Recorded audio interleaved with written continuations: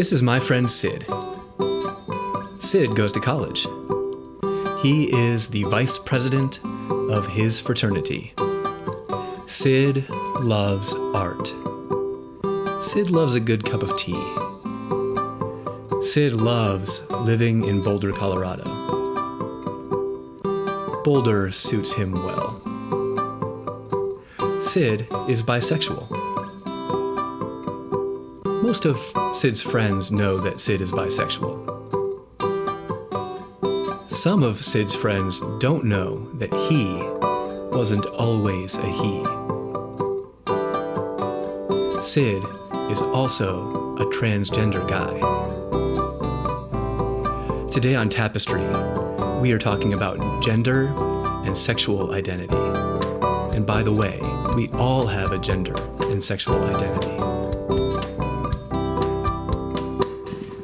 Welcome to another episode of Tapestry. This one's a little bit different than ones we've done in the past. This is my friend Sid. And Sid is someone that I met when Sid was in middle school. Yep. And when I met Sid, Sid was a girl. Yep. Sid is now a guy. And so I wanted to have this conversation involving gender identity, sexual identity, and spirituality with someone who can talk about it from a different perspective than I can. And so the first question I've got for you is kind of, like, I knew you when you were pretty young, and I knew you as you were starting to discover things about yourself. Tell me about that discovery process. For sure. So, I don't know if I was introverted, but I was definitely a little shy. I had a lot of things going on with me, with my family. And growing up, as the older I got, things just felt wrong. I felt different. And I was sad. My life kind of took a dark turn, and I didn't know why. I was stuck in this place, and I couldn't figure my way out of it. I had some issues, but nothing larger than anybody else. And I didn't know where to go. I didn't know what was going on. I didn't have anybody else like me around me that I knew. Yeah. But then when I kind of came across this idea, I thought about it, it sunk in, and it terrified me. Yeah. It's different. It's foreign. I didn't know what was going on. So you weren't like, I want to be transgender. Oh my God. I don't think anybody would walk around being like that. It's scary. People might not like you. I didn't know who I was. I didn't know if I would feel better like the longer time went on, but eventually I became desperate enough to have to take those steps to eventually better myself, both for myself and for those around me. And it's terrifying, but sometimes it gets better, but it's very different. And so I was taking little steps to become more of who I wanted to be and more of who I saw myself as, like whether that's more masculine, whether that's more like I want to be kind, I want to be different, I want to be more athletic, or wherever you're trying to better yourself. That's kind of where I was coming from. It's really good. And it's different than I think a lot of the picture that a lot of us end up having, that like there's this just one moment where you're like, Absolutely I'm not. going to be a boy now. Absolutely not. It's different than that. And it's not that somebody told you, oh, you don't want to be a girl, you should be a boy. No. This is all from the inside. Like, you know how much easier my life would have been if like I had like long hair, I'd be a sorority girl, like I'd be killing it right now, but that's not how I felt. That felt icky to me. And as soon as I was taking those steps in a different direction, I felt better. I felt more myself. I was able to connect more with others. And I had never heard of this before. My mom didn't know what was going on with me. I didn't know what was going on with me. But the longer that I stayed in the position and body I was in, the more sick that I got, the worse that I felt. And it was you need to change something or things are going to go very downhill in a very, very bad way for me. Well, I love seeing you now the way you are and getting to know you now the way you Thank are. you. It's great to have another guy friend to just walk around Boulder with, which is Dude, cool. yeah. Oh my goodness. We just had a fun time walking around Pearl Street, getting some falafel and stuff like that. You know it. So tell me a little bit about your spiritual journey in this as well, because as you already mentioned, you kind of were at church with me, right? Yeah. And grew up with that. So say more about that. So I didn't know what was going on with me. I became very centered. I had to focus on myself before I could focus on other people. Thankfully, the church around me was very welcoming of the LGBT community, and they would have supported me, but I kind of isolated myself. And the history of Christianity hasn't always been the nicest to people like me, and I didn't choose to be like this. This was just the only path that I could have taken, and when other people have issues with that, I tend to have issues with them sometimes. And Fair. and so I kind of fell out of Christianity for a long time. I stopped going to youth group. I stopped hanging out with Mike here, and I was on my own path and I was trying to figure things out.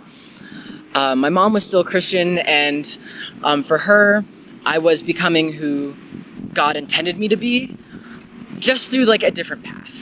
A different road, a little detour moment. But then as I grew up, I was very angry towards the Christian community, partially for good reasons and partially for reasons I was just angry at everything for who I was and who I had to be.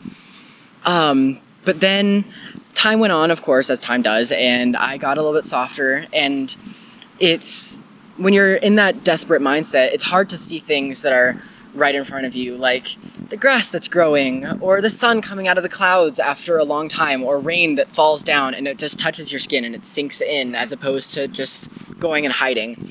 It's human experiences like that that just bring happiness that I missed. And it got me thinking, like, how scientifically probable is this, that everything would align in such a way that existence could turn out to be as enjoyable as sometimes this is? Yeah. And so I started thinking, like, maybe I should look at some other religions or to see if there's something more spiritual out there. I ended up connecting with Hindu philosophy quite well, and there are lots of overlaps, but it's basically talking about the essence of everything. We're all made of the same stuff, and for people, we are the conscious part of the universe.